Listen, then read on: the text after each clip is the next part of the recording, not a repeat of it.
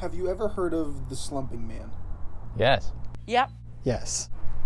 How'd you first hear about him? I first heard of them back in grade school. My friend in Scouts was the one who told me. My older sister was the one who first told me. I don't know, it's just something here everyone kind of knows about. Can you tell me the story? Well, he's a man.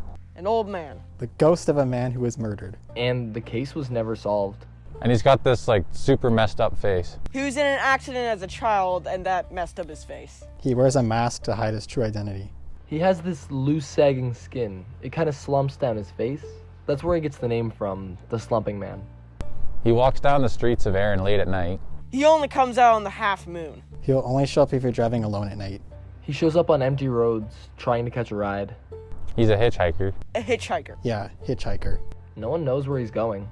He's looking for someone. No one knows exactly who he's looking for. But you have to pick him up. You have to pick him up. You have to. If you don't pick him up, you go missing. No one knows what happens to the people who don't pick him up. That's what his mask is made out of, the people who don't pick him up. He'll get into your car, and he won't say anything.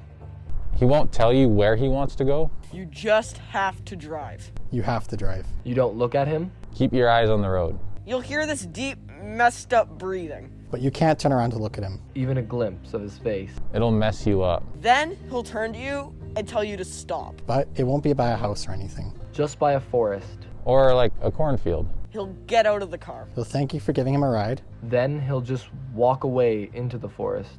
Do you believe in the Slumping Man? No. No. No. Yes. Why's that? I know someone who's seen him.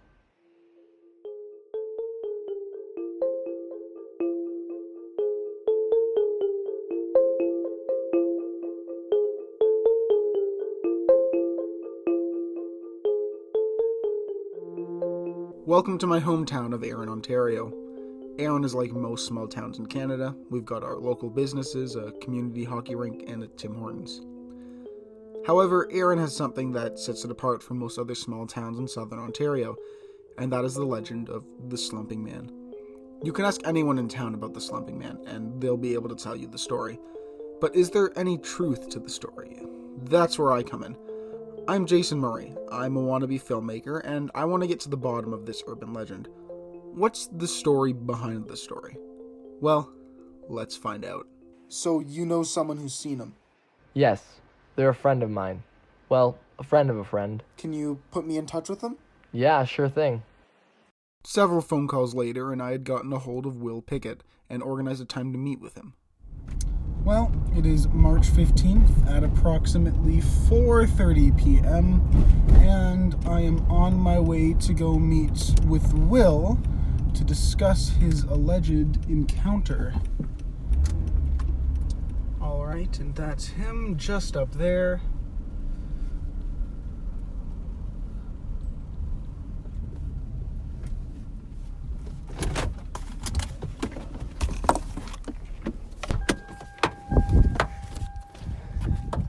Hey, Will. Hey, how you doing? Good, how are you? I'm doing good, yeah. So do you want to do the interview here, or we can head over there and do it there?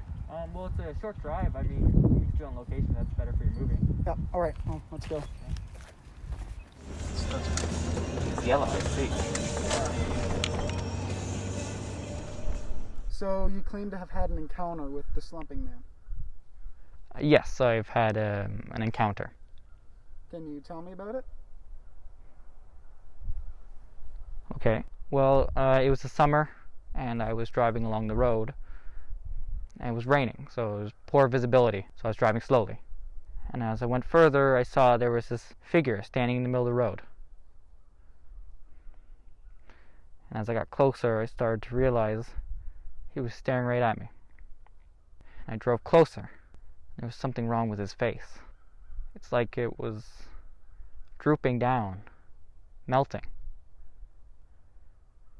And then I realized who it was. I quickly looked away. I slammed on the brakes and pulled over. Then I just heard the car door opening. He got in. He was breathing deeply, like there was something wrong with him. He didn't say anything. I drove for what seemed like hours, and we said nothing. I couldn't take my eyes off the road. But I've heard the stories, just like everyone else, and I just wanted to get a look at him. And then suddenly he put his hand on my shoulder. I heard him lean in, and his breathing got deeper. He whispered to stop, so I did. He opened the car door and got out. And then I look, and I just see him walking into the forest.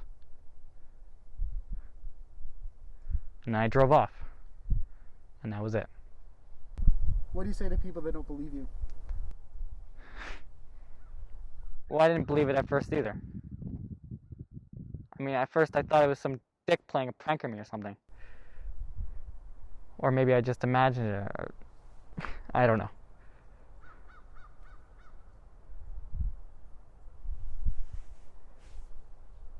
I don't drive at night anymore.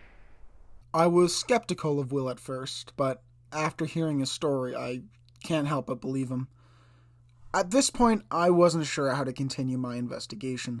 I'd talked to so many people, and I was barely able to find anything. Turns out, I didn't need to go to them. They would come to me. So I was just about to start editing some footage when I noticed I had a missed call and that they left a message, and, well, I think it'll speak for itself. Hey, hope this is the right number. The name's John, and I've heard through the grapevine that you're making a documentary about the Slumping Man. And well, if that's not you, then ignore this message, but if it is, give me a call. I've been trying to find others who want to have an encounter with him, and I thought you might be interested.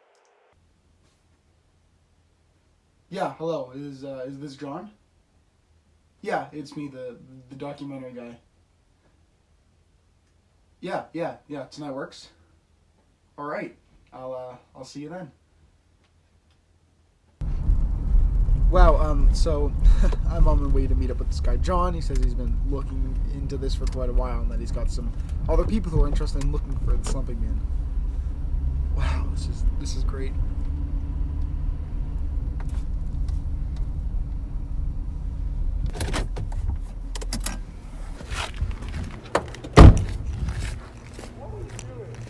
Hey Jason, it's good you made it here safe. So can I get a shot of you introducing them over there? Yeah, of course. Hello, my name's John Marsh, and tonight we're going to be going out on a hunt to try and have an encounter with the elusive Slumping Man, the subject of an urban legend that has surrounded this town for decades. And joining me tonight will be Bill and Stan. Now, I've worked with them individually before, however, we've never been here all together. Well, the more the merrier. Exactly, and well, let's get into it, shall we? There were going to be 3 cars of people. John and Bill in one, Stan in one, and me in one. John had given each of us a long-ranged walkie-talkie to communicate. Communication by phone was ruled out because service gets really patchy on the dirt roads we would be driving down. John gave us each our own route to drive that would take about an hour to complete. And with that, we headed out. Any luck, anyone? Nope. No, nothing yet. Alright, remember to keep your eyes open. Will do. And remember, when we're done our route, meet at the rendezvous point. Gotcha. Yep, thanks, John. Alright, it's been about half an hour, and so far there has been nothing except for the cars in the oncoming lanes. Alright, 45 minutes in, and still nothing. It's been a while since I've seen another car, though. I'm just about to finish up my route. Still didn't really find anything, so, yeah.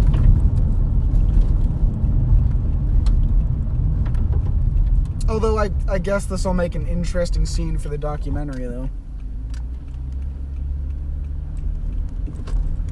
Hey John, just finishing up my route. I'll be at the rendezvous point in a minute.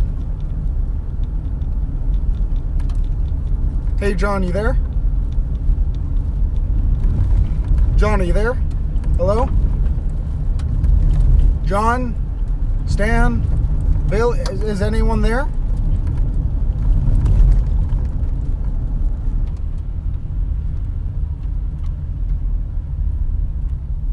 Is that?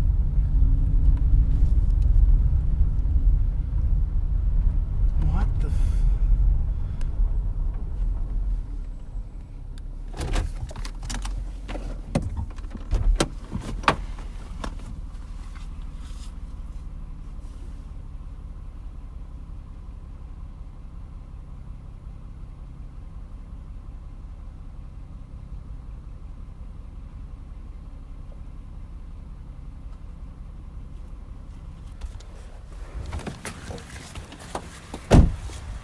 John? John? They're not. It's just. John? Bill? Bill? John? Where are they? Bill? John? John? Bill? Where are you?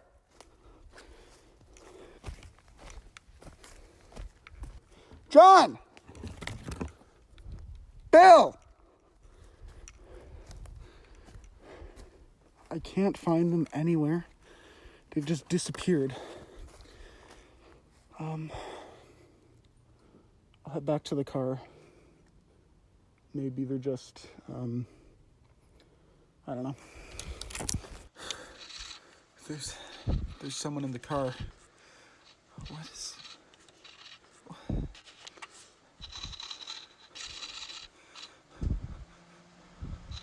Oh. Hello. Watching that, you might be wondering what exactly happened. Looking at my camera and stuff, my SD card ran into memory, so I wasn't exactly able to film anything past 11 o'clock last night. When it comes to what happened, what I remember is I went and I met up with John, and he gave us directions and routes, and we went out, we drove our routes, we met back up, and we went home, and that was it. That's what I remember. When I went to go edit last night's footage, that's not what I saw. I don't remember any of that. I don't know what that was in the car, or